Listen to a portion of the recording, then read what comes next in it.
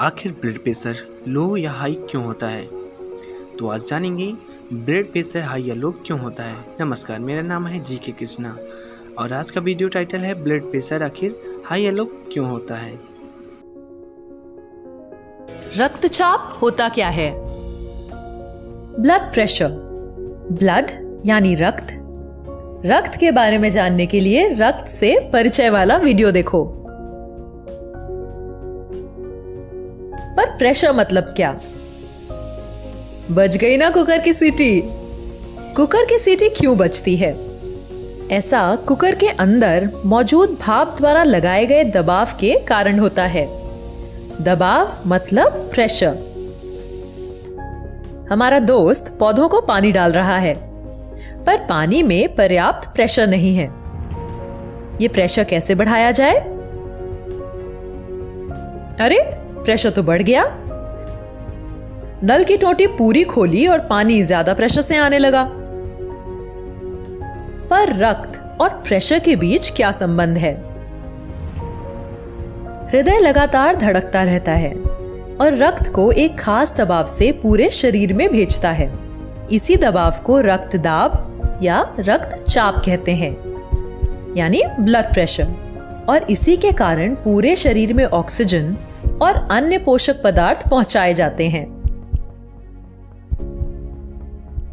हृदय द्वारा रक्त पंप करने के कारण रक्त वाहिनियों की दीवारों पर दबाव पड़ता है।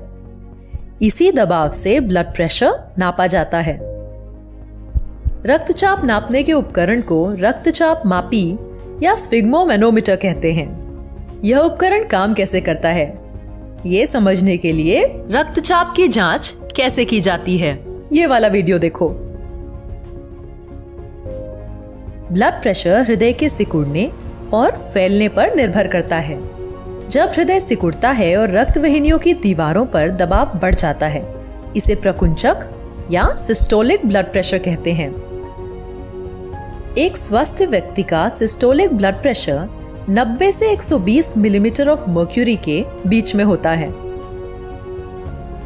हृदय के फैलते वक्त यह दबाव कम हो जाता है।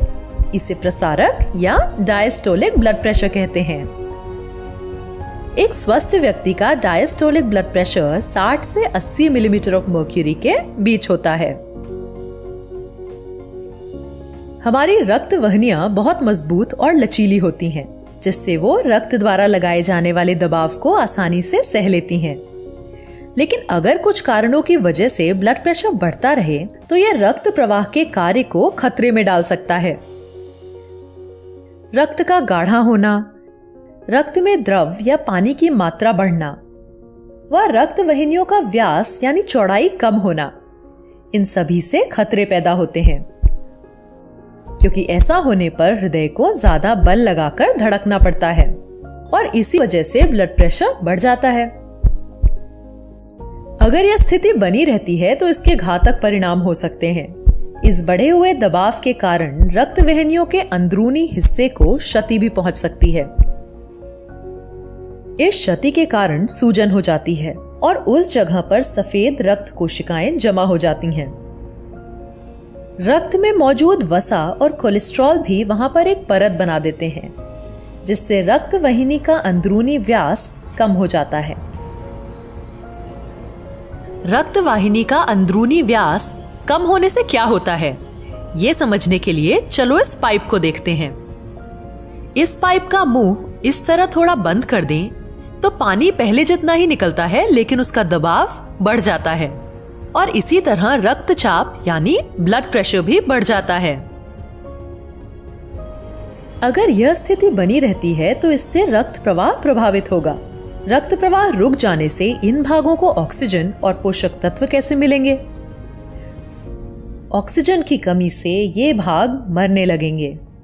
अगर हृदय को रक्त पहुंचाने वाली रक्त वाहिनियों को क्षति पहुंचती है या वो बंद हो जाती हैं, तो दिल का दौरा यानी हार्ट अटैक हो सकता है। अगर यह दिमाग में होता है तो वहां भी दौरा यानी ब्रेन स्ट्रोक पड़ सकता है। क्या इसका कोई इलाज है? हाँ जी, बिल्कुल है। जिस हिस्से में रुकावट है उसे अंदर से चौड़ा कर दो।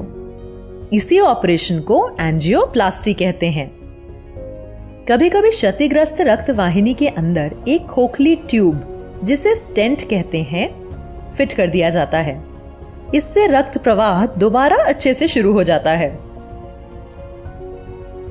अगर तुम्हारा रक्तचाप ज्यादा है तो तुमको कुछ सावधानियां बरतनी होंगी। ज्यादा नमकीन खाने, मिठाई और तले हुए खाने से दूर रहना।